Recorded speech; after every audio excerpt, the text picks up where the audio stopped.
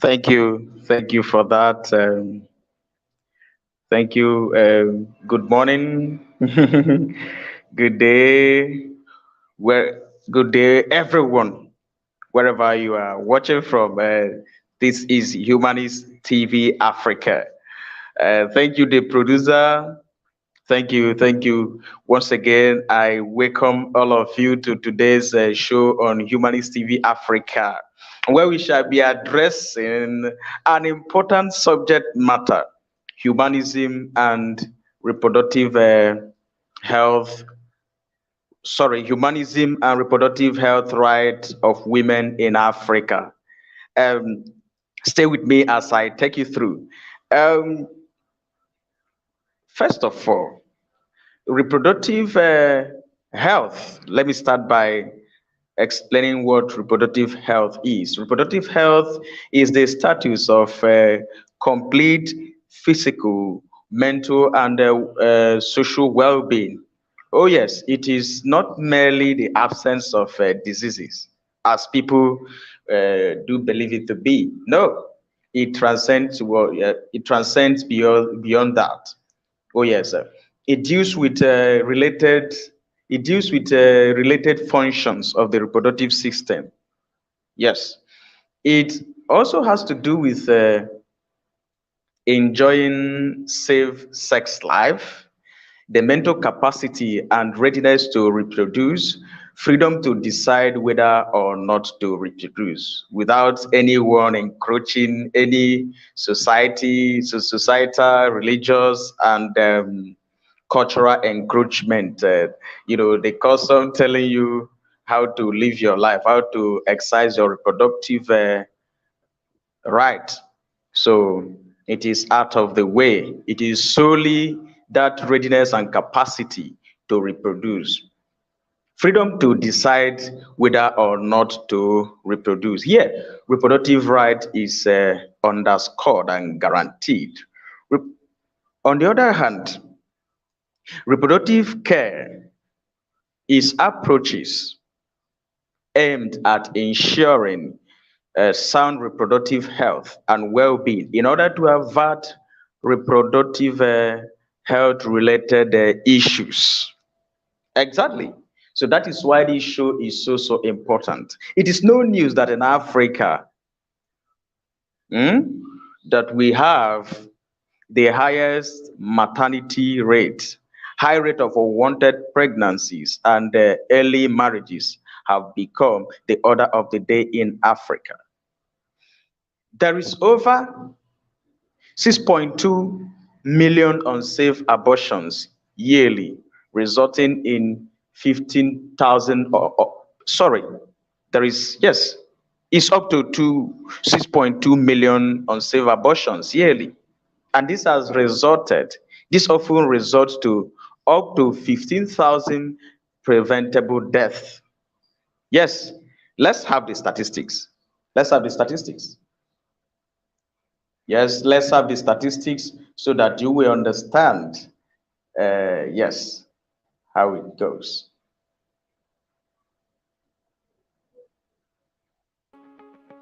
The statistics. 50% of the world's population does not have access to essential health services. 500 million people have been pushed into extreme poverty by health expenses they cannot afford.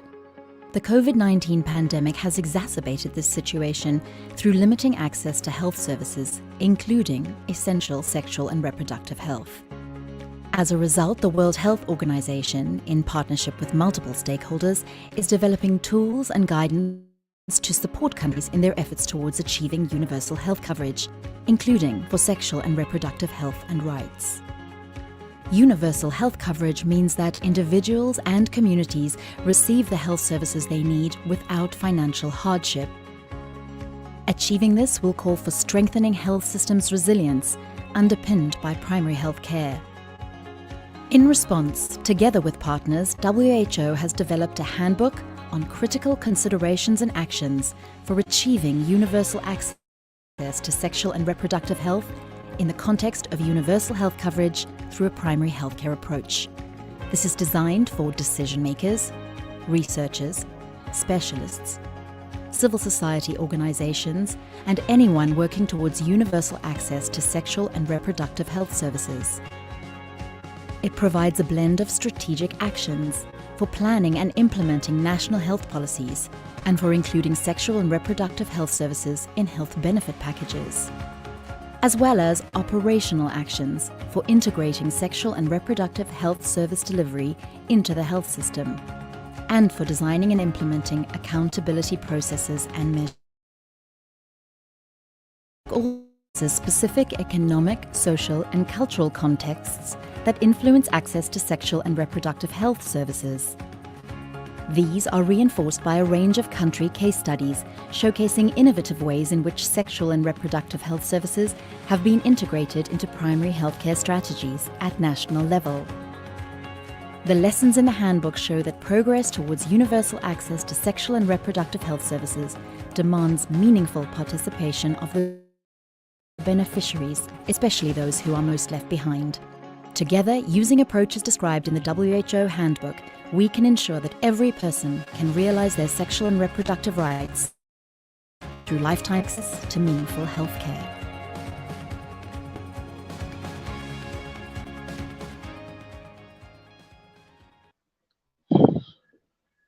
Yes, we are right back. Let's look at the legal framework that protect reproductive health rights. Yes, the Tehran Conference of 1968 regards family planning and reproductive rights as fundamental human rights. This is similar to Vienna Conference of 1993, Beijing Conference of 1995, International Covenant on Civil and Political Rights. Now to Africa, the regional the regional legal framework of Africa, that is the African Charter on Human and People's Rights, guarantees reproductive rights under Article 14, Sub 2, Paragraph A. So you can play these slides. Uh, you see, under Article 14, Sub 2C, yes, African Charter on Human and People's Rights, it guarantees right to legal abortion when necessary. But the Nigerian government, controlled by religious sentiment and bigotry, in ratifying this charter, took devious and ambiguous stand by providing under Article 15 that every individual has right to enjoy best attainable state of physical and mental health. But no one can expressly pinpoint what amounts to best attainable state of physical and mental health. It is left for the court to tell us. This is how the system has, treated mental. This is how the system has treated mental and physical health of women, especially in regard to reproductive health rights. So, in an attempt to avoid providing legal abortion when necessary, as enshrined in the original version of the African Charter, the Nigerian government put up a provision that can elicit floodgates of litigation and legal reasoning if the majority of Nigerian population were to be litigation conscious people. Oh yes, most most most drafted Nigerian laws are thankful to the religiosity of the population that has made people docile and dormant. Religion make people not to ask questions.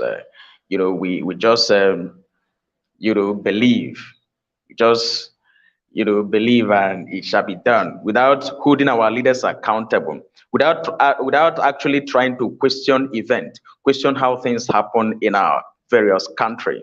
Mm, they did not foresee they did not foresee that under mental jurisprudence that abortion is among best attainable state of physical and mental health, including the medical attention it provides for. So if you say that the best attainable mental and physical health and also medical, don't you know that under medical jurisprudence, that legal abortion is recognized, because there is this sense of self-autonomy in medical profession. Take, for instance, you don't operate on somebody without informed consent. This explains how our laws recognize this self-autonomy. So if you provide for, best physical, best attainable mental and physical health, right to health, it means you are invariably, just that our people don't question some of these things. You are invariably accepting this, even though you think you are trying to cleverly avoid allowing right to reproductive health in Nigeria. So it is so funny, because is abortion right is among attainable state of physical and mental health. Yes, including the medical attention that is being provided in that extant section. So there's still regard. So yeah, I sometimes laugh. Yes, it's a laughable situation that our people still regard legal abortion as a categorical crime, as contained in various laws of the country. So that is how funny our people can be. So it is now led for us. That is why where humanism comes in. It is now led for us. You can go back to the studio. It is now led for us as the humanist community to test the legality of the criminalization of abortion rights as part of reproductive health rights in the light of Article 16 of the Nigerian ratified version of African Charter on Human Rights. There's another place where those laws infringes. It also infringes Section 37 of the Nigerian Constitution, which guarantees right to privacy and family life, and rights against gender discrimination under Section 42. So when you tell someone how to live his or her life because of the sex or gender the person identifies him or herself with, you are invariably discriminating the person based on gender. And when you also decide how a person should conduct his private affair, instead of focusing on national policy development, you are invariably infringing on that person's privacy and family life, because that is our privacy. You don't tell people how to express their sexuality. Is their private life. You don't tell people that is something that should be led for the for private. What the public, what the nation should be interested in is how to bring about development in education, development in security, in the power sector, in development in technology. But you see that most of these African countries that are so conservative about some of these, about legislating on people's privacy, are the poorest. Oh yes, because people's privacy should not be a priority. What should be priority is national development, national what development. So this practice of banning, I want you to put up that slide on abortion. Banning abortion in a system is actually trying to control people's privacy. You should not control people's reproductive rights. It's their right. Yes, after all, you don't train their children for them. They do. So they should be ready. And sometimes, some of these contraceptives and pills may fail you. So will you, because the contraceptive fail a person, deny the person right to, you know, use other comfortable means of helping him or helping herself? Actually, this issue of reproductive rights quite affect the women mostly. Yes, because the men oftentimes do not bear the brunt. The people that bear the brunt mostly are the women in Africa. So most people in African society want abortion legalized, but religious bigotry and hypocrisy would not let them speak up. Oh, yes, they won't. This is where humanism and humanists come in. They won't speak up. Yes, they won't speak up because they won't want their religious brothers to see them as sinful, to see them as committing a taboo. Oh, yes, they won't speak up. But you will see that most of this unsafe abortion that has led to mortality rates everywhere is also carried out by these religious folks. Yes, it is not atheists that or the humanists that carry out some of these unsafe abortion. Of course, the humanists are exposed. Most of them are conscious. They carry out safe one. I'm not trying to say, well, yes, if a humanist want to do something, he does it in a clear manner. But it is most of these people that hide, that says their religion say we shouldn't do that. But when they get unwanted pregnancies, they will want to secretly terminate it. It is there that we go to quacks, and the quack will give them some concussions, which will eventually cause preventable death. It is preventable in the sense that if you go to advanced countries like UK, there's a place in Ethiopia, and so many of these countries, even in Africa, if you go to places like US, though there's a current ruling, but some places in US they still have centers. If you go like to places like UK, there are centers where legal and safe ones are conducted. So those places you don't have this issue of mortality rate, but it is here where we put up lopsided morality, where we put up pretentious righteousness, pretentious morality, where we put up bigotry and hypocrisy, that we are not truthful to ourselves, that we come to the public and campaign against it or say it is wrong. Then when you get unwanted pregnancy, you still want to carry out the practice. But you know, due to shame, due to that sense of shame, so that people will not identify, hi, I am a religious person, I carry out this. They go to the extent of doing it secretly by meeting quacks, which has led to preventable deaths. That is why I feel that the humanist community should step in here.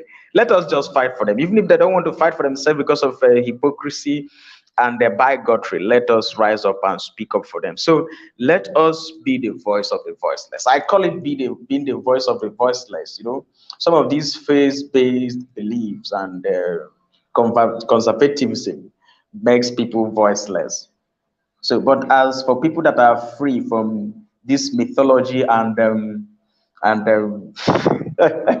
and dogma, we can actually be their voice. We can actually help them out. So let's play the second video so that we can so that we can educate the general public and better know how to help them work this thing out. And reproductive health and rights, SRHR, are the different human rights related to sexuality and reproduction, such as sexual health, sexual rights, reproductive health, and reproductive rights. Everyone is entitled to SRHR. It's an essential part of universal health coverage, which ensures physical, emotional, mental, and social well-being. How many people could SRHR impact? Most people who are denied SRHR are women, men, and young people living in poverty in developing countries. But this is an issue that people around the world face. There are approximately 4.3 billion people who will lack at least one essential sexual or reproductive health service over the course of their reproductive life. Marginalized and underserved populations face greater barriers to sexual and reproductive health services, and challenges as a result. This includes LGBTQ+ people, displaced people and refugees, racial and ethnic minorities, people with disabilities, sex workers, immigrants, and indigenous peoples. How do people benefit from SRHR? We can prevent unintended pregnancies, improve maternal health outcomes, prevent and treat STIs, including HIV/AIDS, and tackle associated discrimination and stigma. Ensuring women's and girls' sexual and reproductive health benefits everyone. When they have access to SRHR services during pregnancy, nutrition improves and survival rates increase for them and their children. Having the ability to plan whether to have children, how many to have, and when to get pregnant makes women and girls more likely to stay in school, have more employment opportunities, and fully participate socially and politically.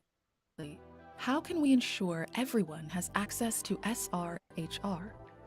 Comprehensive sexuality education is critical to ensure that young people know about their bodies and their rights. Increasing access to a range of modern contraceptives, particularly for women and girls, gives individuals the power of choice and control over their futures. Ensuring access for everyone who needs it to maternal and child health services prevention and treatment of HIV and other STIs, safe abortion services, and psychosocial support can help save lives and strengthen communities.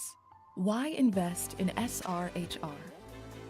Investment in SRHR is proven to improve health and well-being and reduce poverty and inequality, while also promoting economic growth and positively impacting families for generations. It is estimated that in low and middle-income countries, it would only cost $12 or less per person annually to meet all women's needs for contraceptives and maternal and newborn health care. How can we take action? Global citizens must raise our voices and tell leaders in our communities and at the local, regional, and global level to increase respect for SRHR, especially for women and girls. Support greater investment in SRHR services for the most marginalized and vulnerable communities, and empower young people with accurate information and education about human sexuality. The more we learn about sexual and reproductive health, the better we will be to demand to protect our human rights and those of others.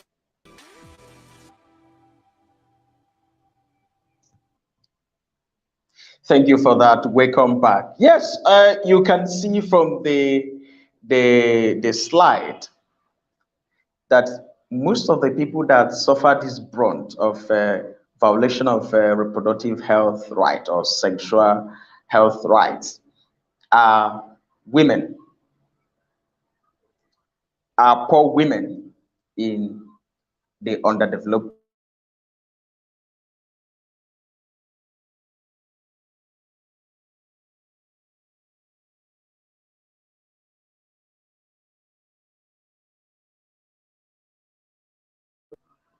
Yes, welcome back. Sorry for the break that happens plethora of underdevelopment. So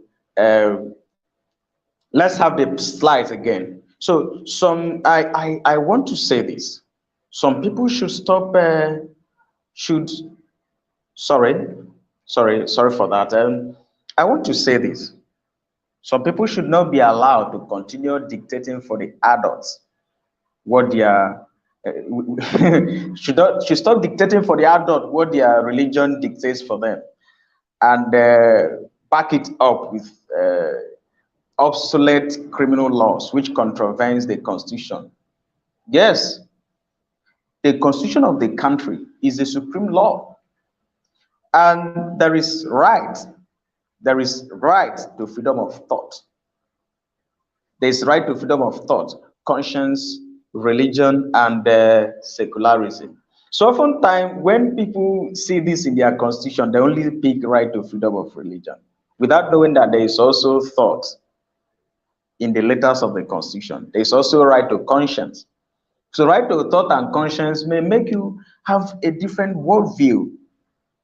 So people should not stop using what their religion dictates for them to lord it over others. Yes, you may have your view, but you should stop taking it to the public domain. You should stop using that to try to control the public.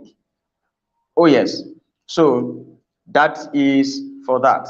So, as I say, religion is an opium for the masses, and it's the only thing that leans against gender equity and women reproductive rights. For instance, it was the Catholic Church and other religious bigots that raised eyebrows when the Lagos State government, Lagos State, Nigeria, yes, Lagos State government uh, proposed abortion guidelines in the state, safe abortion guideline in the state. Yes, they say the Lagos State government came up with a proposed safe abortion guideline in Lagos State, but some religious bigots and the Catholic cleric, you know, spoke against it. Yes, you can actually go to church and indoctrinate your members, but allow the government to do their work. Allow the government, the state to do their work. Let secularism prevail. Stop using this thing, and the government should stop, should try to distinguish between religion and the state. Because states, our country is a secular state. Whatever the religious people feel should not, dominate the public domain.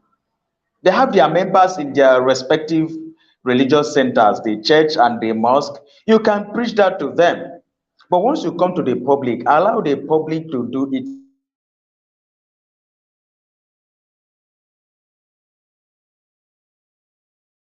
work. Tell people how to do their work. Exactly. They should stop that. They should allow people to do their work. They should allow people to do their work. They should allow science to play it through. But my problem is that these people that are, trying to teach people their work by proposing some dogma, putting up some dogma in the public domain. When they fall sick, they go to the hospital. Yet they don't allow science to do its work. So let's go on entertainment break. Once we are back, we will conclude the program. Let's go on entertainment break, and we shall be right back. We shall be right back. Let's go on entertainment break.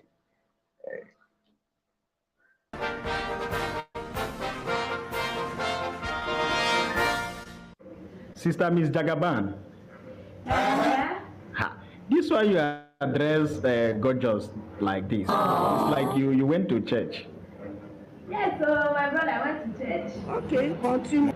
Hope you paid your tithe. I pay. I don't pay tithe though. I don't pay tithe. Do you know what I pay? I pay care or just What?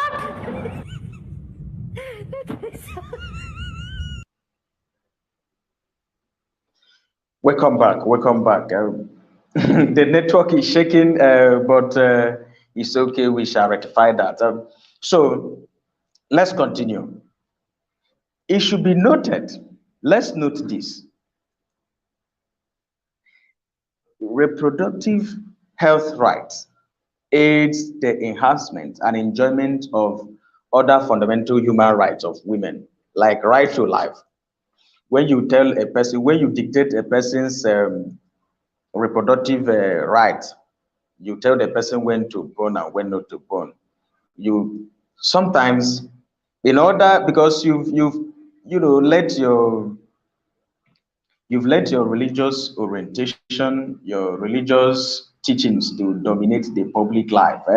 So when you put up your religious view in the public to control people's, to add up to the law, some of these laws that have these lopsided moral connotations are made by people by the government by its religious controlled government. So when you put up some of these laws that make people not free to address their reproductive rights the way they want, to decide their family when to born and when not to born, you make people become bigots and hypocrites. So in order to avoid being trapped by the law, they go to do it secretly and they will meet quacks. On the process, life is lost. So because of your draconian and obsolete and prehistoric criminalization of what ought to be people's rights, you end up dragging people to their early grave, dragging people to preventable death. So denial of these rights results in death, results in violation of right to life. But enhancement of this right will bring about right to life in its fullness. Do we get it? And also allowing reproductive rights will also enhance the exercise of right to privacy and family life, because you don't decide for someone when to have a family, when to have a child, because the the misadventure happens. Misadventure happened.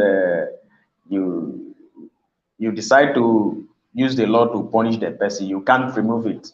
You must be a father. You must be a mother. So you are encroaching in people's right to life, and these laws have made right to life not to be enhanced. But if you guarantee these rights, right to privacy will be guaranteed in its fullness. Oh, yes, let's focus on national development, technological advancement, science, you know, security, development. You see that in some of these countries that hold on to this lopsided morality they call abortion criminalization law, they don't even have good security. Come to Nigeria, terrorism everywhere, armed robbery, kidnapping. We are even, you can see that our country is tagged as as a fraudulent country internationally. So these are some of the things you look at, things that will bring about public welfare, not going to legislate, criminalize people's private right to privacy. So that is it. And criminalizing this uh, also affect people's right to freedom of thought, conscience and religion, and even association, and even right not to be discriminated against. Let me take it one after the other.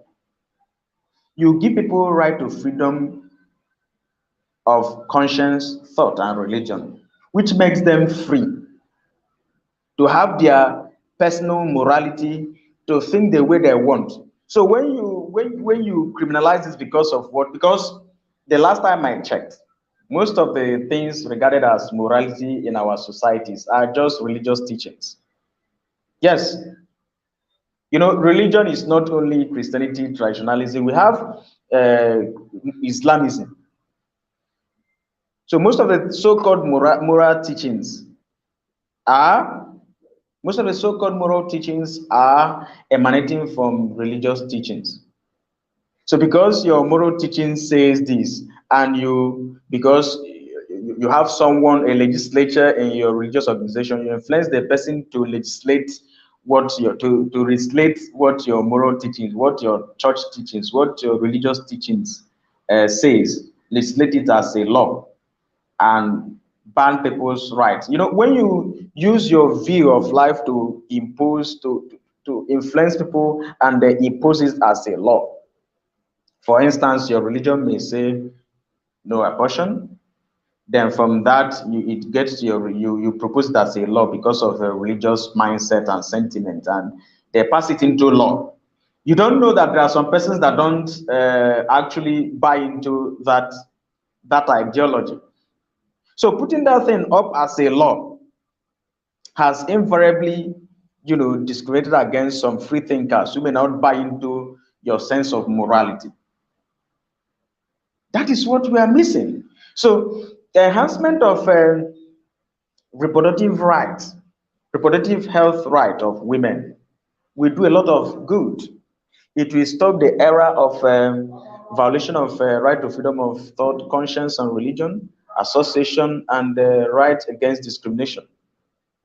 You know, due to okay, let's go to association. How this now affect association? You see, it's funny that in as much as our society say, okay, don't do abortion, it is wrong, and they criminalize it. When you refuse to carry out abortion just to obey the law, you will still see that same society that says you should not subject you to some forms of criminalization. You get pregnant out of wedlock. You see some persons, and due to their lopsided morality, you decide to leave the pregnancy, even when you are not ready to be a father or to mother a child, to be a mother. Out of that lopsided morality, you will keep it. The same people that preach that you should keep this that you should keep it against your will in order to be in tune with their morality are the same people that will stigmatize you. You see the problem? So even criminalizing it and letting people bear that brunt of having children they don't plan for also opens another human right violation, stigmatization. It is not everywhere that you go. You don't associate freely. Sometimes you don't move freely because of shame of this societal stigmatization. You see that some of these things leads to a lot of mayhem. So the mindset of our people needs to change. And when these people, because of their situation of getting pregnant out of wedlock, have been stigmatized, and that affects their freedom of association. It is also a form of discrimination because once your freedom of association is affected because of stigmatization, it's discrimination.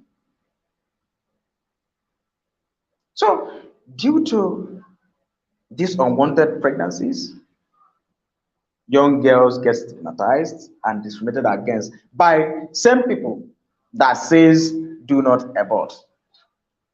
We have this sense of hypocrisy in our society, and the set of people that wants to stigmatize you, wants to subject you to some feeling of shame are still the same people. The religious people are still the same people that will tell you don't abort.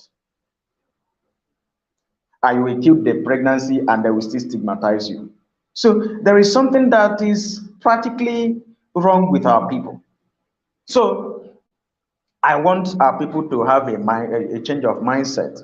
People should be allowed to have safe legal abortions. It's their fundamental right. You don't control people's right. Are you the one feeding those children that they will give birth to? No. So you should allow people to at least exercise their right. It is a fundamental right. Even the African Charter on Human and People's Rights recognizes it. Even the various international conventions recognizes it. If your religion is against it, you have right to obey what your religion says. It's your personal right. Nobody is stopping you. It's your personal right. But do not bring that religious teaching into the public domain. Moreover, hypocritical enough, most of these preventable death due to unsafe abortions are also have victims who are religious. In fact, most of these people that you know become victim of these preventable death as a result of unsafe abortions are Christians, are Muslims, are traditional religious people. Most of them are not even, like I said earlier, as an enlightened person, I want to carry out that. You won't, I will do an unsafe, I will do something safe, get my private doctor and do something, and nothing will happen. Just that most of the people, because of their hypocritical attitude, they want to do it in secret, and they will not even get the right persons to do that. They will go to the quacks. You know, that is how people are being subjected to all forms of violations because you are trying to put up some lopsided, some hypocritical morality. So that is it. I am calling on the government to try to separate religion from the state. There should be secularity. Most of the countries have secularism in their constitution. In Nigeria, it is in section 10. So stop imposing your cultural, your social cultural or religious based morality at the expense of people's fundamental human rights. So that is it. So the humanist community should also take this awareness further by also, you know, implementing, by also advocating for sex education in our various schools. Oh, yes, it is not enough to be against it. It's not enough to say people should have rights reproductive health rights. It's not just enough. We should take proactive measures to ensure that people's reproductive rights are being guaranteed. That to make people understand that abortion is a fundamental right, not it is not wrong. Yes, some religious persons may see it as a wrong act, but that is for religion. But people should have right to choice. Religion has done enough, infiltrating the public domain and doing a lot of mayhem, poverty, mass murders, and a lot of extermination as a result of these your teachings.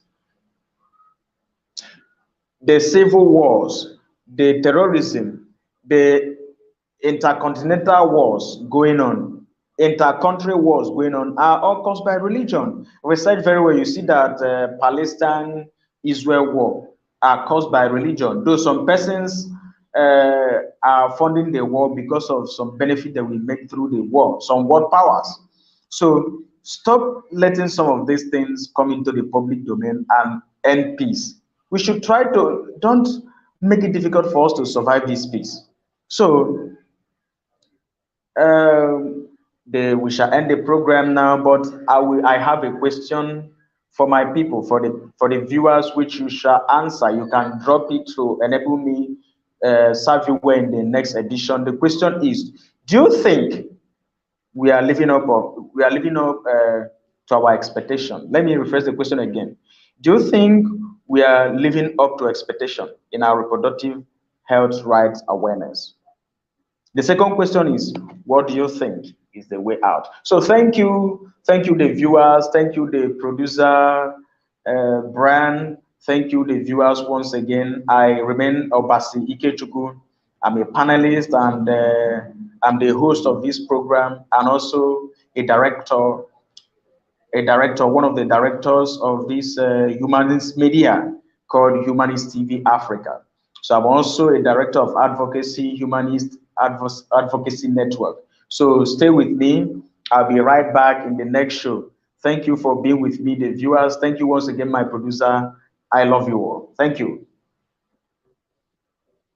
As I recite the poem, The Womb. Now listen. I've learned from the sun that your morality is discrimination and porosity. Do you tell the sun when to shine? Can you tell the dove when to fly, yet you dictate for the womb when to burn? Now my dreams shattered, my light is damned and dimmed.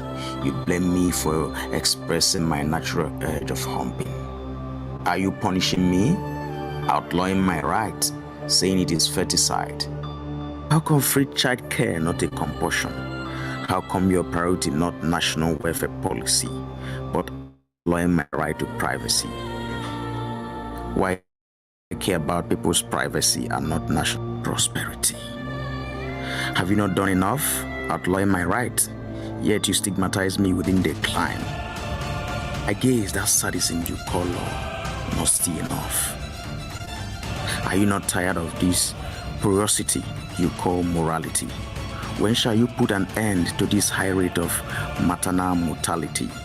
That is my family and civilized dear friend. Let me take my unsafe abortifacient, I guess the best option apparent.